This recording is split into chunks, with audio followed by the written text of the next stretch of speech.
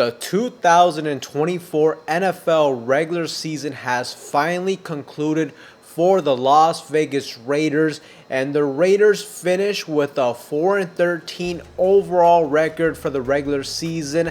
After two back-to-back wins, we went back to Allegiant Stadium to face off against the Los Angeles Chargers, and the Raiders lost this game 34-20. The Raiders finished the regular season with an 0-6 AFC West divisional record, and the last time the Raiders went 0-6 in the division, you have to go all the way back to the 2006 regular season, where they went 2-14 when they had the #1 overall pick. And back then they had head coach Art Shell, who was fired after only one season as the head coach. So it's not looking great for Antonio Pierce in this sense. And after the game, Antonio Pierce had a very brief but a very tense post-game presser. I wanted to jump into some of these clips and get my overall take and reaction from this. Antonio, there's obviously speculation talk out there. Do you have any clarity on where this might go in terms of you coming back next year? No comment. Vinny kind of just talked about it right now, but rumors, trades, injuries. At any point during your tenure, did you feel like you were working with a full deck? I was working with 53 guys. That's all I can say. Whatever 53 guys I get, I work with them. It is what it is. Nobody feels sorry for the hand you dealt. You guys were competitive all year long, a lot of injuries. But how far do you think you guys are away from being one of those teams now? Yeah, I think everybody sees the glaring need, what you need. Antonio, you faced a lot of injuries and adversity this season. Obviously, didn't finish at the results you probably wanted. But do you feel like you deserve another opportunity to be the head coach of the Raiders? No comment. Cool. You guys have a happy New Year. So the first question, you can see he has no comment about, what's going to happen with his future down the road with the Las Vegas Raiders. And the second question, too, is he was asked whether or not he felt that he was dealt with the adequate amount of cards going into the season. And AP, he didn't really, go into much detail about this, but he essentially said that he got 53 guys on the field. He played with those guys, and essentially nobody feels bad for you if you don't have the best hand. So without saying it, he's kind of, letting us know that, he didn't have the best help. And look, I definitely don't blame him on that. It definitely was a very unfortunate season. A lot of injuries on the defensive side of the football. Just a lot of bad things went wrong for the Raiders.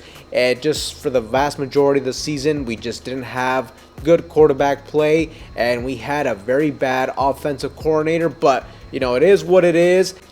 And another thing that I thought was very interesting was the question where he was asked, given the fact that we just played against a playoff team in the Chargers and we got beat, he asked them how close does he think we are to being one of those playoff teams. And I thought his answer was very interesting. He says, I think there's definitely, everybody can see there's a glaring need on what you need. Now, what exactly he means by that, we don't really know. Very vague as well. But it definitely seems like he's essentially insinuating that, the elephant in the room is the quarterback position. Now, like I said, he didn't specifically say that, but he said we have a very glaring need. So when I think of a very glaring need, the first thing that pops up to my head is the quarterback situation. So that's kind of how I interpreted that. Let me know what you guys think.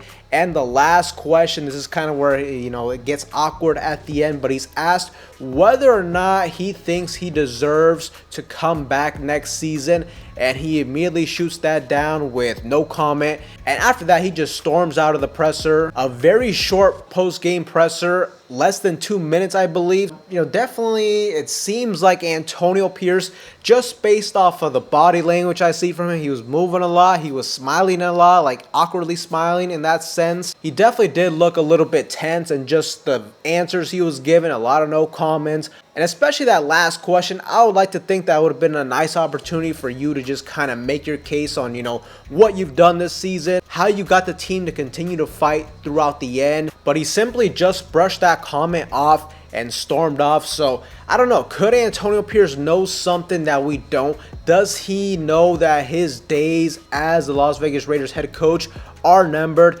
Tomorrow is Black Monday, so we could get news about the head coaching situation for the Raiders as soon as tomorrow. Me personally, whatever the Raiders are going to do, whether they're going to fire Antonio Pierce, whether they're going to keep him, I hope we get that news tomorrow because we got a lot of work to do in this year's offseason. And especially if we're going to have to get a new head coach, we got a lot of work cut out for us. We're going to have to get a new head coach, new coaching staff in general, new offensive coordinator. Patrick Graham is going to be gone as well. So just a lot of moving pieces for the Raiders. So I hope we get that news as soon as possible. But just a quick breakdown of the game. I think this game was a good example of us just coming back to reality for this football team. But my reaction to this game, I think this was just a perfect wake-up call. I think this was an ultimate reality check of the state of this football team this season. You saw, last 2 weeks we played really bad football teams in the Jacksonville Jaguars with a backup quarterback in Mac Jones. Last week we dominated the Saints, but the Saints also aren't a great football team. They don't have their starting quarterback. And you go into this game against a playoff team in the LA Chargers. And the Raiders coming into this game, you definitely could have made an argument that they may have had more motivation to win this game. They had a chance to fight for their guy in Antonio Pierce, potentially go on a 3-game winning streak, helping his potential case to stick around as the head coach. And if the Raiders could have won this game, they could have made things a lot more difficult for the Chargers going into the postseason. If the Raiders would have won, they could have forced them to play against the Baltimore Ravens on the road, which would have been a much tougher matchup compared to who they will play now in the Houston Texans. So from that standpoint, you could have argued the Raiders had the edge, but coming into this game, we got dominated on all facets of the football. The Los Angeles Chargers in general, they dominated the time of possession. They basically had double the plays, double the time on the field. So that just goes to show how dominant they were in terms of establishing the run and just overall the offense compared to our defense. They ended the game scoring on 7 consecutive drives. Justin Herbert went 28 of 36, 346 passing yards, 2 touchdowns, 0 interceptions. So ultimately, I think this game was a wake-up call. A lot of fans were excited that we won the past few weeks. I don't know exactly why. I mean, I understand it's always nice to get a victory, but I was not impressed by a win against a bad Jacksonville Jaguars football team. I think this game was a perfect example of when you play a playoff team, especially late in the season, we're just no match for them. They dominated us. And like I said, we just got a lot of work to do in 2025. And it is going to be very interesting to see what happens with Antonio Pierce. Now, with the Raiders losing today and the New York Jets, they won. Currently, the Raiders are poised to have the number 6 overall pick in the NFL draft. Not terrible compared to, last week we were at number 8. If we would have won, there was a chance we were going to go to the number 10th overall pick, and, I was going to be super disappointed if that happened. Overall, number 6, I mean, it's okay. I still feel like, the amount of bullshit, the amount of bad football that we had to endure this season, and you can't even be in the top 3. It's a little bit disappointing, but unfortunately for the Raiders, this was a bad season to be a bad football team because there's just so many bad football teams this season. And it is going to be an interesting offseason. It's going to be interesting to see how the draft board ends up falling up because right now the Tennessee Titans have the number 1 overall pick. They are definitely a quarterback needy team, and there is a good chance they're going to select either Cam Ward or Shador Sanders. At number 2, it's an interesting pick as well. The Cleveland Browns, they do have Deshaun Watson, but I think at some point they just got to cut their losses with him. They got to understand he's not the future. And I personally wouldn't be shocked if they took a quarterback as well. The New York Giants also are in desperate need of a quarterback. So you're talking about in the top 5, there could easily be 3 quarterbacks selected off the board. New England and Jacksonville, I don't think they take quarterbacks, especially New England. But Jacksonville, I mean, you never know, especially with them very likely going to get a new head coach and everything. We just don't know exactly what direction they're going to want to go in at the quarterback spot. So when it comes for the Raiders at number 6, it's going to be hard to get one of those top guys unless they move up, but ultimately we'll just have to see what happens. Another interesting X factor that's going to go into consideration in this year's offseason is the Tom Brady effect. He's officially a minority owner, and there's been several reports coming out in the past that he will have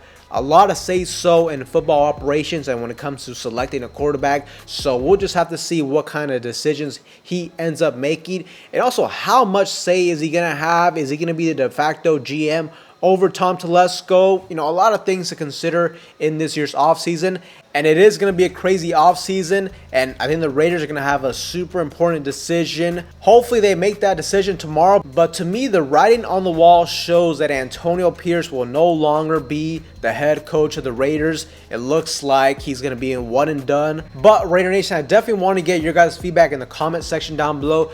Do you guys think Antonio Pierce is done as the Raiders coach? Let me know in that comment section down below. But for anybody that's new to the channel, you guys love Raider related content just like this, make sure to like, comment, subscribe to the channel. There's going to be a lot of news coming out, so stay tuned for that. But with that being said, Raider Nation, that's all for you guys in today's video. I will see you guys in the next one.